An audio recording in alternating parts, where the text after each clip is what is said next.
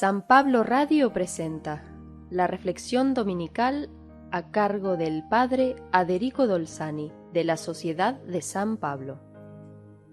Jesús estaba enseñando a la gente a interpretar los signos de los tiempos o la realidad en que vivimos y a no dejarnos enceguecer por los prejuicios o juicios apresurados sobre personas y acontecimientos, cuando fue interrumpido por un grupo de personas que le presentaron el caso de los Galileos, cuya sangre Pilato mezcló con la sangre de los animales que se sacrificaban en el templo.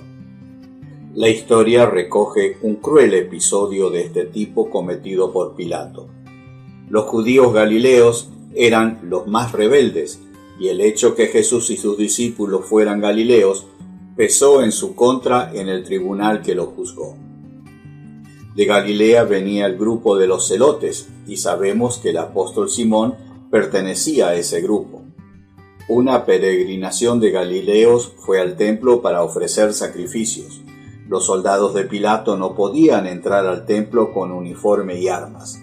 Pilato hizo entonces vestir a un grupo de soldados como peregrinos, escondiendo armas en sus ropas, y a una señal convenida asesinaron a ese grupo de peregrinos, mezclando su sangre con las de los animales sacrificados.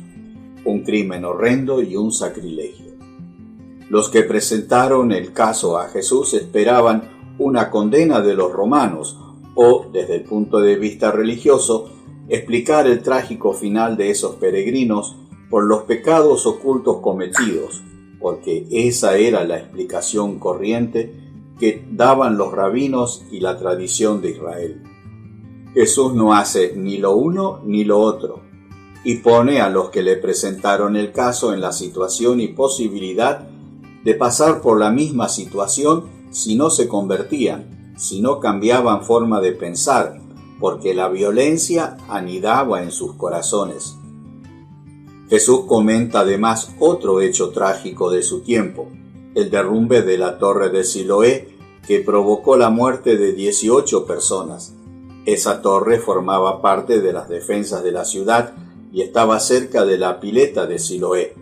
Cuando Pilato construyó el acueducto en contra de la opinión de los jefes del templo y apropiándose en parte de su tesoro, por un mal cálculo o falta de conocimiento y de técnica, la torre se derrumbó, provocando la muerte de 18 personas.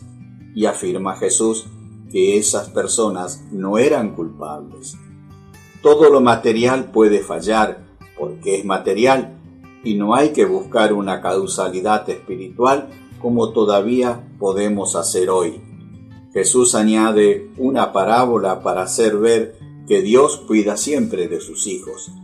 Israel se imaginaba como la viña querida de Yahvé. Jesús dice que en la viña querida había una higuera. Por 3 años fue a buscar frutos, pero en vano, tanto que decidió cortarla. 3 años, como son los años de predicación de Juan y de Jesús. El pueblo escuchaba, pero no daba frutos. Vuelve así el tema de la conversión. El viñador intercede por la planta, la cuidará mejor, tanto como para que dé buenos frutos. Sabemos todo lo que Jesús hizo para que Israel y hoy nosotros demos buenos frutos. Una gran y actual enseñanza de Jesús invitándonos a la conversión, abandonando toda forma de violencia, de prejuicios y de condenas, para tener cada vez más un corazón muy parecido al suyo, porque somos sus hijos, criaturas y creadas a imagen y semejanza de Dios. Que Dios te bendiga en el día del Señor.